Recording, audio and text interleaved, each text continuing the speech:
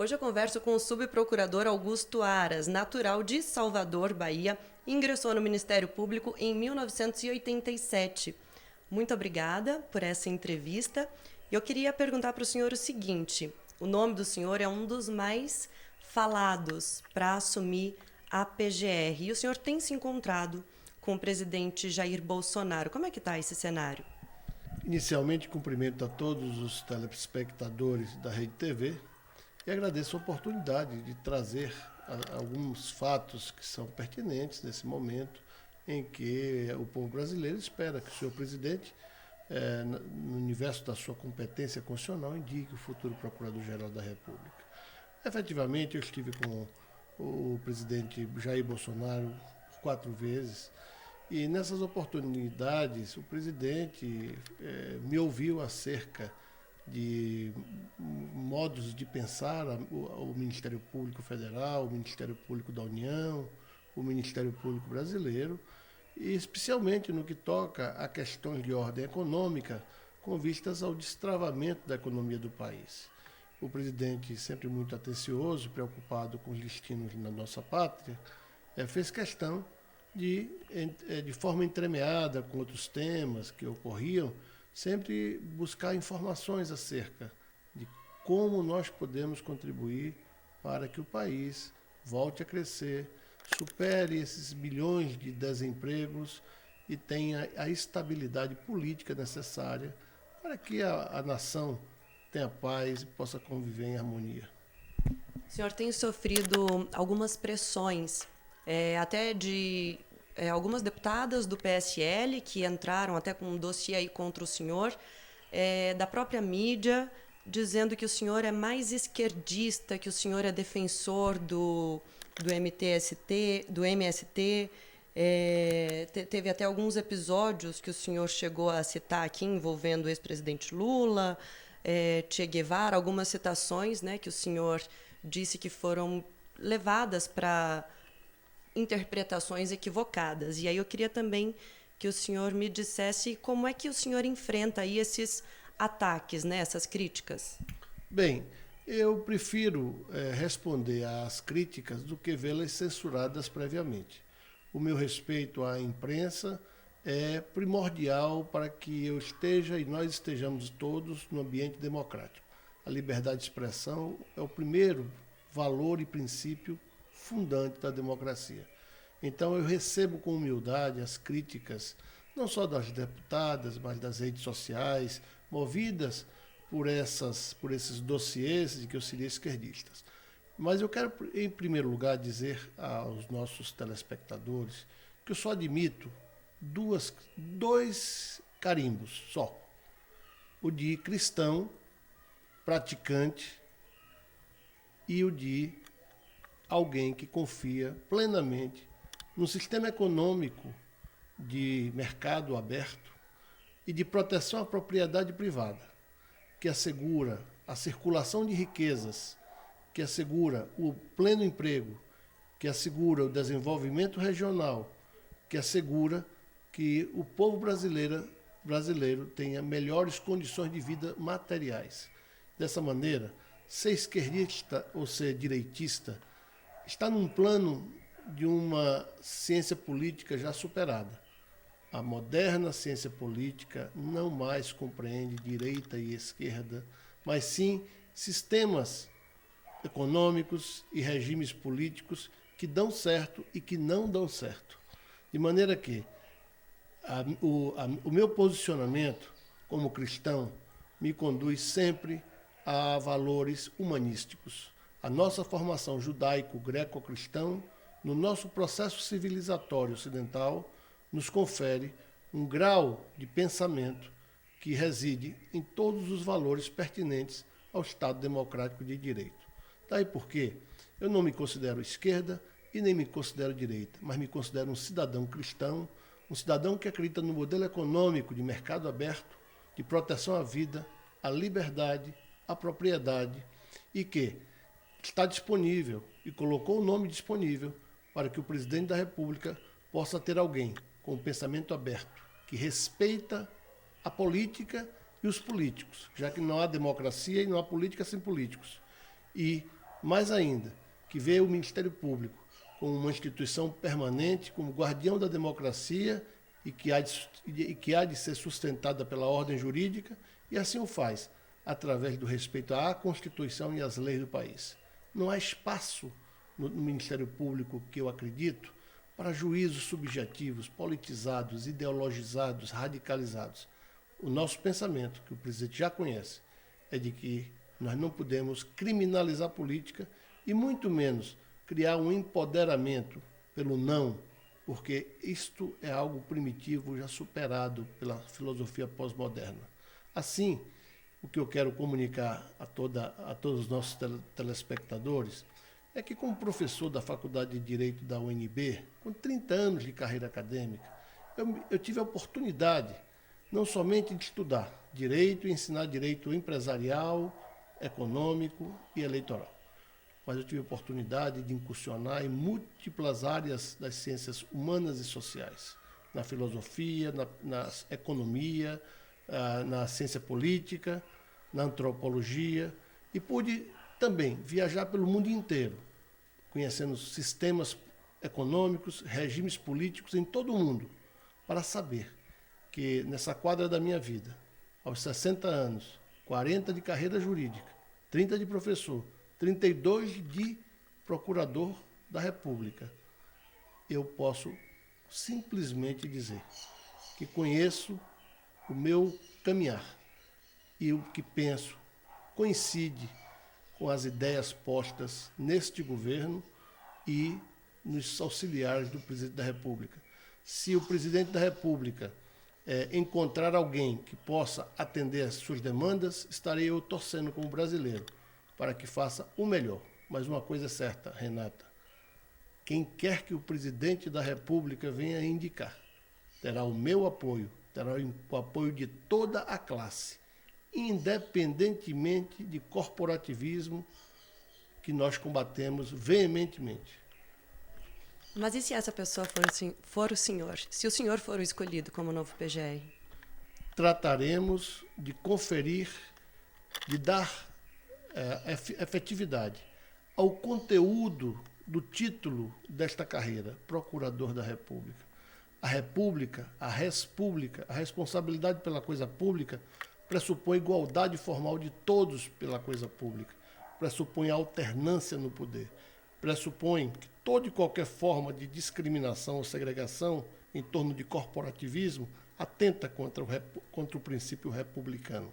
De maneira que, se porventura o presidente da República entender de vir a me indicar ou indicar um outro colega, eu espero que qualquer um de nós, acima de tudo, combatamos de forma veemente o corporativismo que privilegia uns poucos em detrimento da grande maioria dos membros desta carreira. Pessoas altamente qualificadas, com padrão de dignidade elevado e que estão servindo à pátria nesta missão ingente de contribuir para que se faça a prestação jurisdicional justa. É esse o Ministério Público que eu acredito. O senhor falou aí de combate, né, e me remeteu a alguns temas polêmicos que o governo tem enfrentado, como ideologia de gênero, criminalização da homofobia. Eu queria também que o senhor deixasse aqui sua marca, né, em relação a esse momento que a gente está vivendo. Bem, eu queria inicialmente, Renata, dizer que esses temas têm vindo a lume nas redes sociais, no conjunto dessas críticas que me são dirigidas no que toca a um suposto esquerdismo. Eu quero dizer de logo que toda a campanha que vem sendo movida contra mim nas redes sociais, ela resulta da edição de palestras, de entrevistas, de falas minhas ou de escritos.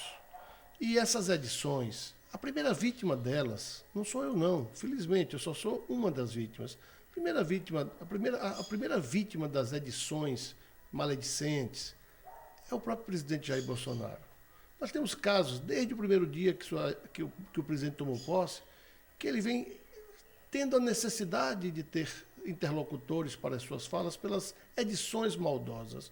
Uma das últimas foi aquela em que o presidente falava em prestigiar as ciências exatas nas universidades, e com isso tomou-se a ideia de que o presidente queria extinguir a filosofia e a sociologia. Quem ouviu o contexto da fala do presidente sabe que o presidente queria simplesmente mais ciências exatas, não simplesmente extinguir essas duas disciplinas. A outra coisa que o presidente também sofreu nessas edições maldosas, quando o presidente disse que não havia fome no Brasil, porque não via crianças famintas no Brasil, e em seguida sofreu um ataque nas redes, dizendo que com a apresentação de crianças esqueléticas. Quem conheceu a fala do presidente sabe que o presidente queria dizer que o Brasil, como um dos maiores produtores de alimentos do mundo, não tem razão para a fome, que a fome é uma outra questão a ser superada, especialmente no âmbito dos municípios e dos estados, que ficam com os tributos pertinentes à incidência sobre alimentos. Então, dito isso, eu queria dizer que tudo que se tem me imputado, seja a esquerda dizendo que eu sou da direita, seja da direita dizendo que eu sou da esquerda, se refere a manifestações minhas dentro da minha liberdade de cátedra como um professor universitário, doutor em Direito e que aprendeu da vida muito, teve essa oportunidade, e que essas edições levam a conceitos equivocados, errôneos, que são aproveitadores, que usam de subterfúgios para me imputar certos rótulos que eu não aceito e rejeito. Mas eu quero dizer só um deles. Vamos começar pelo primeiro dos rótulos. Alguém fez a edição de um texto em que eu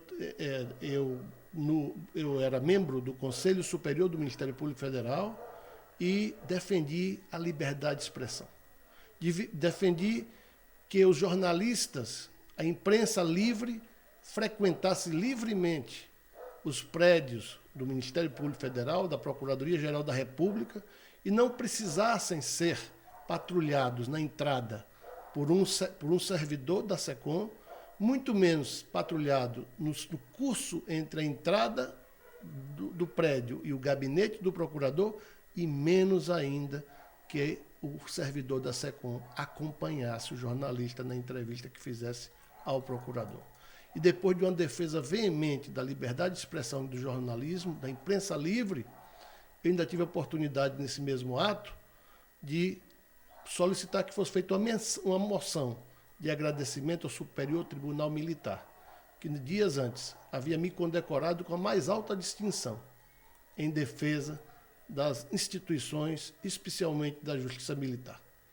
Após um amplo debate, um acirrado debate, em que eu mereci todo o apoio dos meus pares do Conselho Superior da época, é que eu, tentando fazer aquilo que é a conciliação, tentando ser um conciliador, então me lembrei, naquele instante, naquele repente, da velha frase que nos foi legada por Ricardo Rojo e foi atribuída equivocadamente ao argentino Ernesto Guevara, e que, ao meu juízo, nem é do Ricardo Rojo. Esta frase é de um outro autor, um pensador latino, um espanhol do século XVI, salvo engano, Baltasar Gracián. Então, eu virei da noite para o dia um esquerdista, porque havia feito a citação de uma frase que, por equívoco da imprensa, da literatura, do povo, foi atribuída a um guerrilheiro. Um outro episódio resultante das edições maldosas resulta de uma longa entrevista que dei à TV Câmara, de 42 minutos, em que o meu entrevistador me faz perguntas de direito constitucional, de economia, de filosofia, de ciência política, de sociologia, de antropologia e da geopolítica internacional. E quando aborda as questões ligadas à doutrina americana da Law and Order, eu explico em que consiste essa doutrina E concluo a fala desta doutrina com uma expressão do filósofo Luciano, que viveu entre o século I depois da era cristã e morreu no ano de 128 depois de Cristo. E o Luciano cuidava da forma de poder, de aquisição do poder, confrontando a esperança e o medo. E dizia Luciano, a esperança vence o medo, porque a esperança ela é coletiva, ela tem uma inerência com a natureza humana. E o medo, para a aquisição do poder, é apenas um fator circunstancial e circunscrito a um determinado grupo de pessoas. E foi assim que também, nessa hipótese, me foi atribuído uma suposta adesão a um slogan lulista. Evidentemente que um professor com a minha formação deve saber o que está falando, e eu não citei em nenhuma das hipóteses nem o presidente Lula, nem o guerrilheiro Ernesto Guevara. Outra edição maldosa foi feita no episódio da minha presença na Câmara Federal, ao lado do meu guru do Ministério Público Federal, o pai do Ministério Público Federal, Sepúlveda Pertence, onde se debatia na Câmara Federal a criminalização dos movimentos sociais. Este fato, a minha fala de 20 minutos, salvo engano, eu falo da importância dos movimentos sociais. Desde a Revolução Industrial, as transformações sociais promovidas pelos movimentos sociais, as transformações econômicas, jurídicas, políticas, sociais do século XX. E eu lá digo que não é possível nós restringirmos os movimentos sociais, porque eles integram aquele núcleo duro do elemento subjetivo da democracia participativa, que não se exerce exclusivamente pelo cidadão quando vota, mas sim por diversos segmentos de toda a sociedade, porque temos como um dos objetivos da República Federativa do Brasil o pluralismo político. A fala do MST resultou apenas e tão somente de um fato isolado. À época, 2008, o que se discutia era o MST num contexto de outros movimentos políticos que já ali eclodiam. E eu fui muito veemente na minha fala à época, quando disse que não se deveria criminalizar movimentos sociais, mas deveria punir rigorosamente, criminalmente e civilmente, os responsáveis pelos movimentos sociais despersonalizados, principalmente estes, seus adeptos e integrantes. Deveria punir com muito rigor, porque não se poderia haver aproveitadores no meio desta manifestação que, em princípio, deve ser legítima para a nossa democracia participativa. Este fato é tão relevante que, graças à liberdade de que gozam ainda hoje os movimentos sociais no Brasil, o presidente Jair Bolsonaro foi eleito pela ação de muitos deles. O MBL, o Vem Pra Rua e tantos outros. Basta lembrar que a deputada Bia Kicis, que esteve com o presidente, acompanhando um outro colega ilustre e merecedor do meu respeito, disse ela à imprensa que lá estava representando os movimentos sociais. Imagine, senhores telespectadores, se em 2008, há 11 anos, tivesse eu na Câmara Federal defendendo a criminalização do MBL, do Vem Pra Rua e de tantos movimentos sociais tão importantes para o fortalecimento da nossa democracia, para o fortalecimento das nossas instituições e mesmo para a defesa da economia de mercado, para a defesa da propriedade privada contra todo e qualquer ofensa, atentado, porque nós sabemos que o cidadão está legalmente autorizado, por força da lei, a fazer a legítima defesa da propriedade através do desforço incontinente, assim como está autorizado legalmente, até mesmo com o risco da própria vida ou da vida de terceiro, em defender a si e a terceiro, através das excludentes de criminalidade.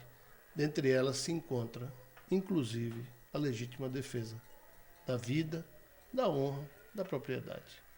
Então, são edições maledicentes que, uma vez esclarecidas, e eu convido a todos que assistam integralmente todas as minhas manifestações, sem preconceitos, sem estar buscando esquerdismos ou direitismos, mas enxergando a voz do professor que estudou e que conhece o mundo nos seus regimes políticos, nos seus sistemas econômicos e tem a capacidade de pensar um Brasil melhor, um Brasil que fortaleça a liberdade da democracia e, assim também, que promova o desenvolvimento da nossa economia para que tenhamos dias melhores. São críticas que me fazem nas redes.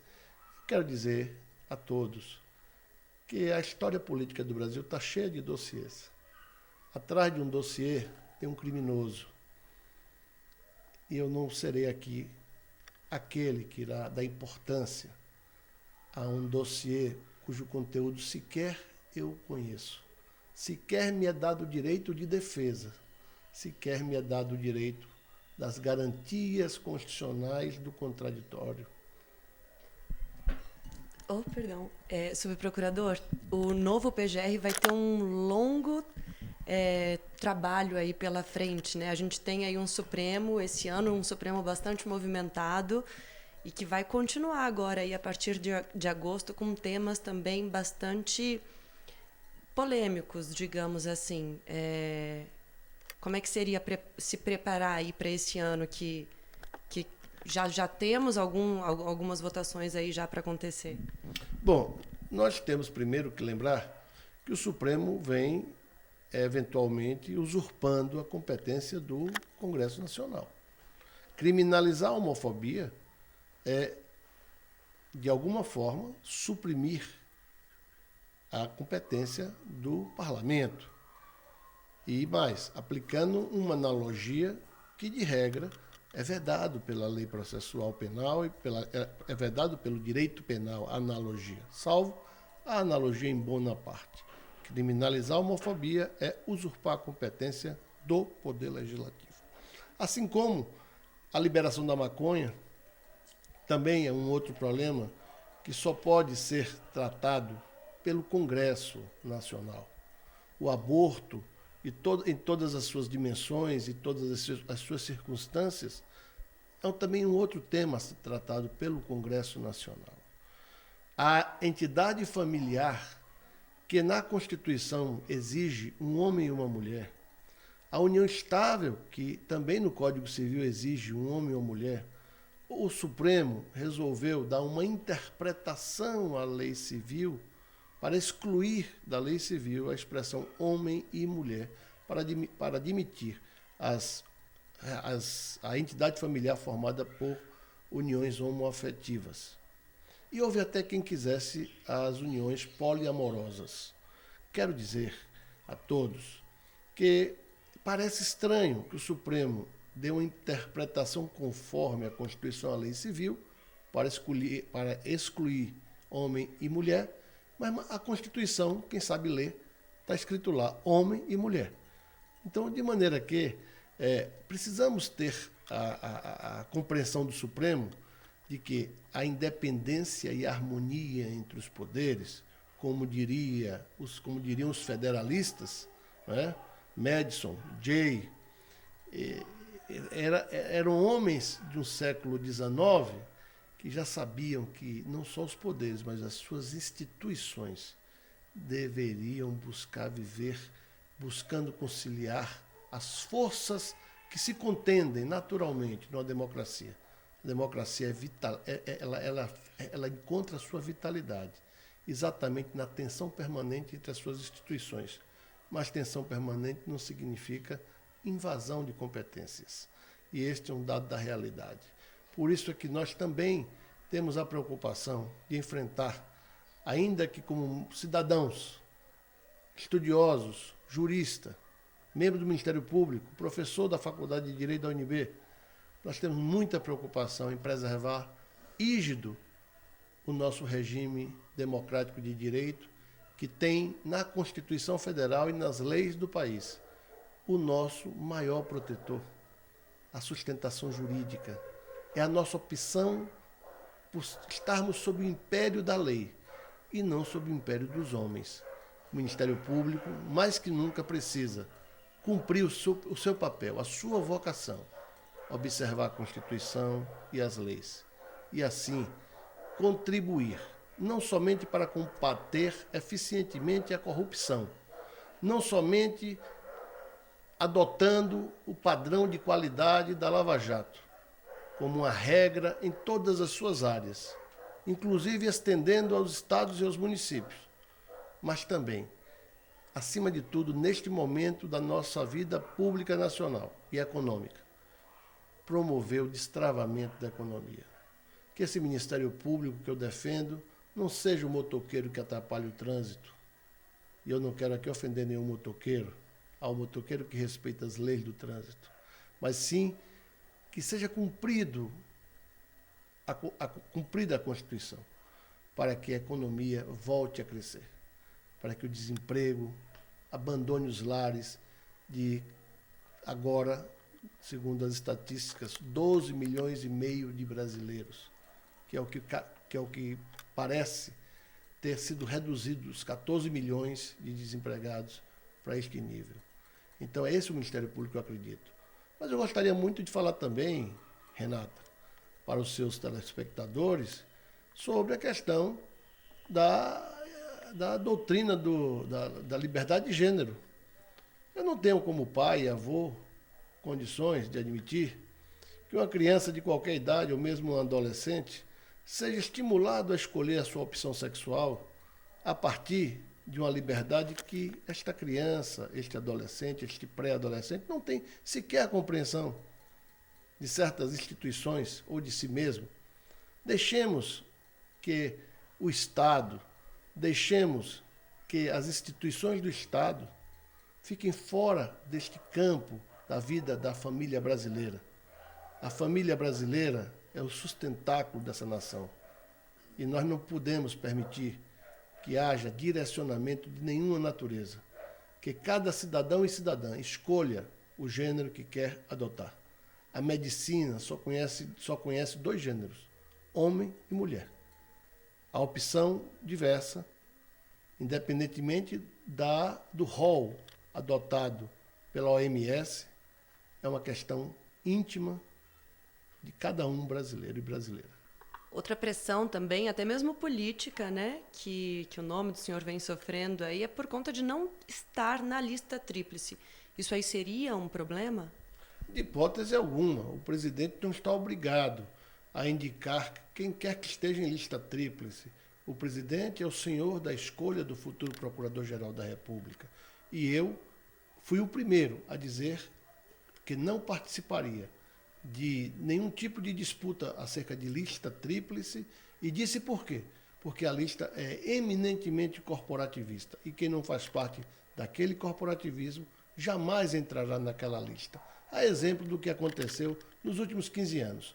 Todos que foram procuradores gerais fizeram parte, primeiro, das listas. Segundo, todos eram advogados antes e depois. Evidentemente que deixaram de advogar quando tomaram posse como Procurador-Geral da República.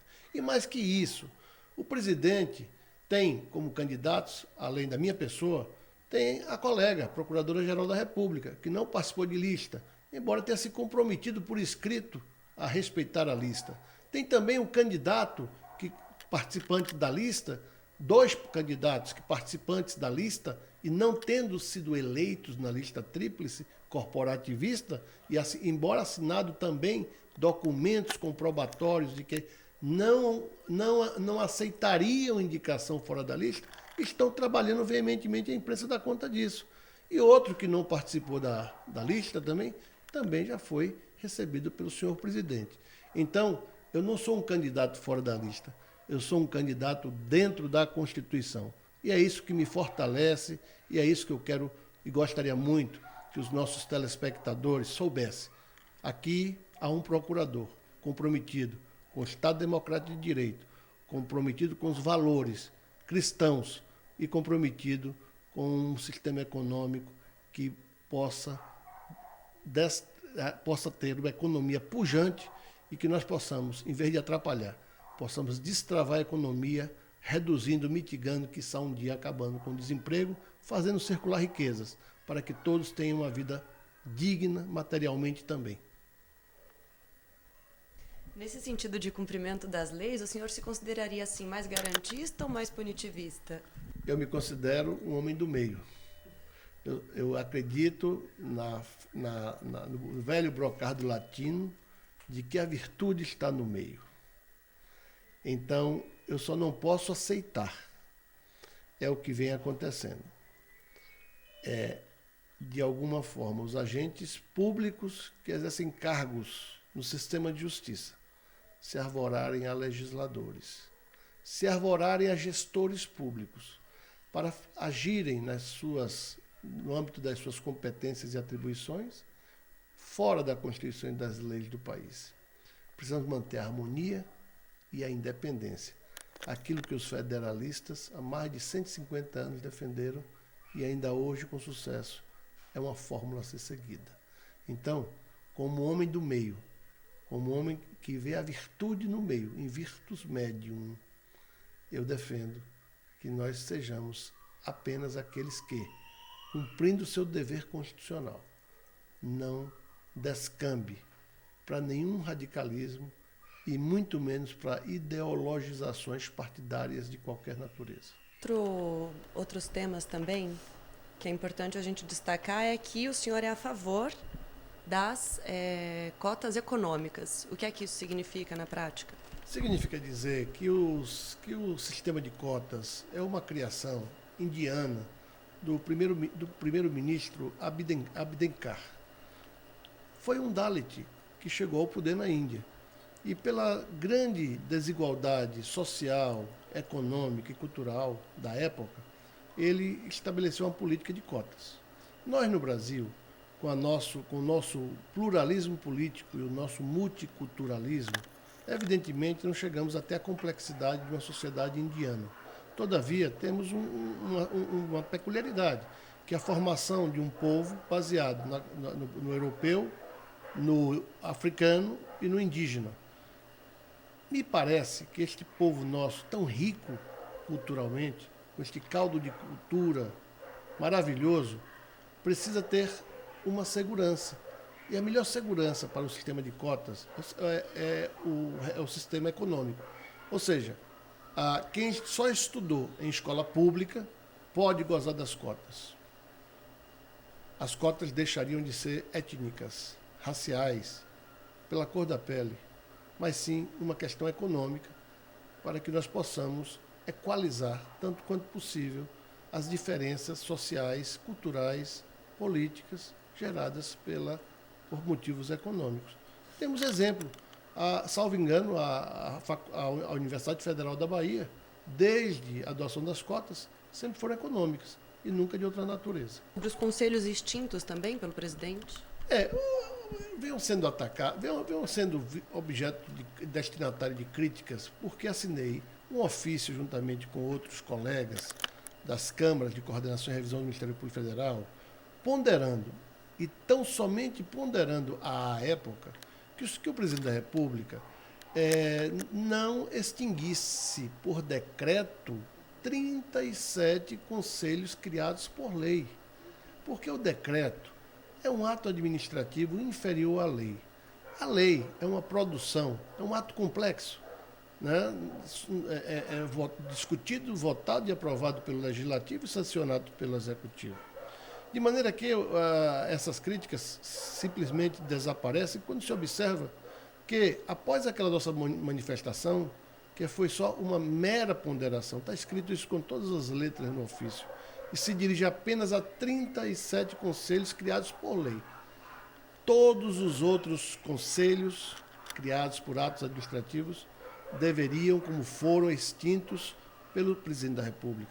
E o Supremo, afinal de contas, terminou dizendo exatamente isso, que, preservados os 37 conselhos criados por lei, todos os demais deveriam ser extintos nos termos do decreto presidencial.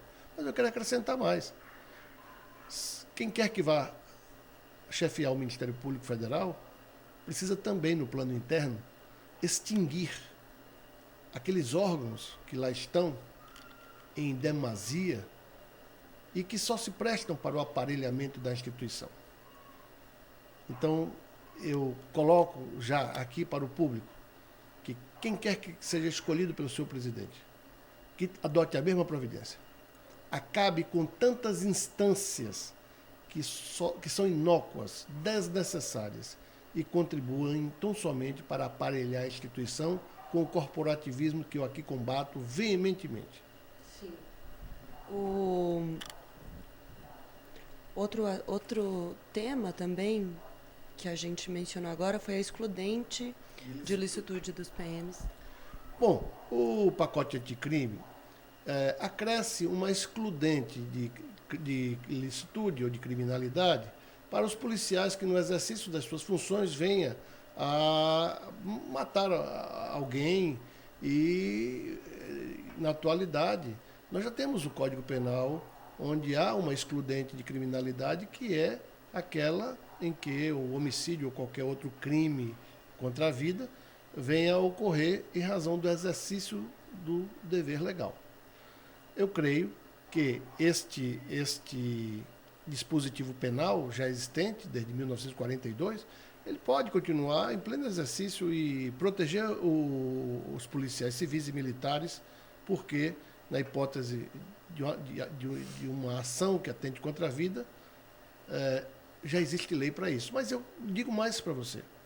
Tive a oportunidade, em 2016, de escrever um longo artigo propondo uma proteção maior para os policiais militares e para os militares das Forças Armadas. E o meu artigo, que é do conhecimento do Presidente da República, é do conhecimento do Ministro da Defesa, também do conhecimento dos ministros militares e do Superior Tribunal Militar, visava exatamente disciplinar a atuação das Forças Armadas em conjunto com as Forças Auxiliares do Exército, que são as PMs, no que toca às ações de garantia da lei e da ordem, a conhecida GLO.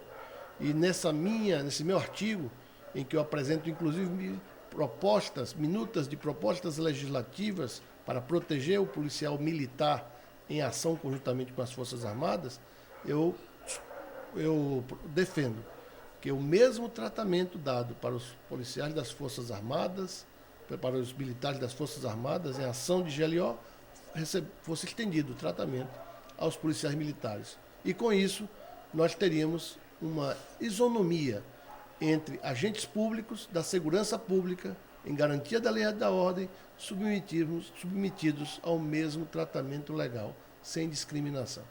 Então, estou eu aqui a defender ainda que esses policiais militares e civis também, no exercício das suas atividades funcionais, não só gozem sem preconceitos das excludentes de criminalidade do nosso Código Penal, mas mais ainda, quando estiverem em ação conjunta de garantia da lei e da ordem com as Forças Armadas, também possam se submeter à mesma disciplina daqueles militares federais.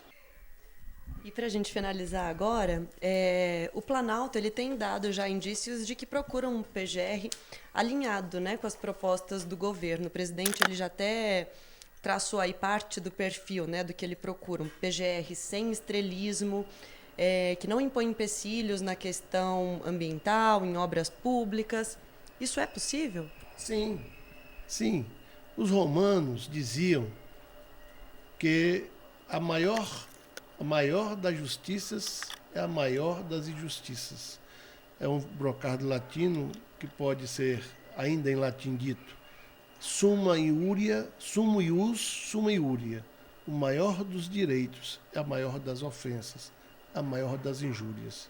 O nosso dever, como membros do Ministério Público, é buscar o caminho da virtude que está no meio, é buscar o direito justo, a justiça justa, mas não aquela que eu acredito ou que outrem acredita porque pensa caprichosamente ou tem convicções próprias, mas aquela que o sistema de justiça, o direito, a Constituição e as leis do país estabelecem. Este é o nosso dever. Quem legisla é o parlamentar. Quem cumpre, quem faz o governo, são os eleitos pelo povo, são os chefes do Poder Executivo. Cada um no seu quadrado. Muito obrigada por essa entrevista e por receber a gente aqui na sua casa. Muito obrigado a você, muito obrigado aos telespectadores, à Rede TV e à minha disposição, sempre, de responder a todas as críticas, ainda que isso possa causar desconfortos pela incompreensão e, mais ainda, por eventual maledicência das edições de falas, de escritos, palestras e entrevistas. Muito obrigado a todos.